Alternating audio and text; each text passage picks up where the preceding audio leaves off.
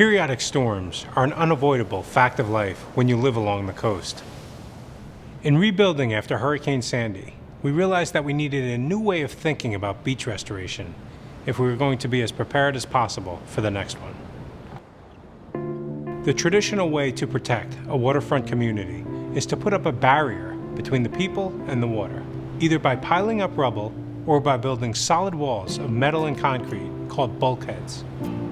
Waves will crash against them. They give you the sort of visual feeling that you're secure, but what actually is happening is the sea's hitting it and then putting the sand beneath the bulkhead into solution, and then it's going out to sea. So it actually speeds up the process of erosion on a beach. Instead, what we're looking for are things that can extend out the fingerprint of the land so that it slows down the wave progression and it can kind of get rid of some of the energy out of the storm surge.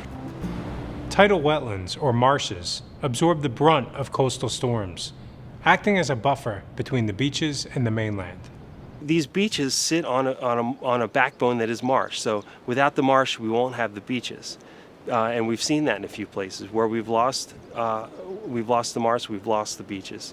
And we're learning that it's this marshland, even more than the water or the beach, that's responsible for the amazing natural diversity of the Delaware Bay coastline. The marsh of Delaware Bay is the productive element. It's the beating heart of the system. So from this comes most of the life that exists in the bay. Things like marsh birds that are endemic to only marshes, things like clapper rails, willets, salt marsh sparrows, seaside sparrows, northern harrier, black rail, all these great birds that are only in salt marshes, in our East Coast salt marshes. But also, almost all the fish that are such a huge part of the local economy lay their eggs in the marsh. So when we have charter boats that go out fishing, when we have oystermen that want to take oysters out of the bay, when we have seafood dealers that want to use that product, and we have restaurants that want to eat fresh fish, all that starts within the tidal marshes. Restoring these marshes is one of the most important steps to making the Bayshore strong.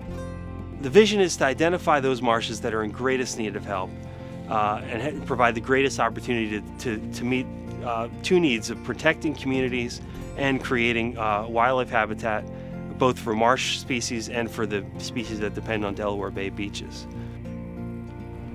Marsh restoration is just one of a series of programs designed to improve every part of this system and to learn as much as we can as we go, so we can continue to make the Delaware Bay coast even better and stronger in the future. More about how we're learning and moving forward next time on New Jersey's Hidden Coast.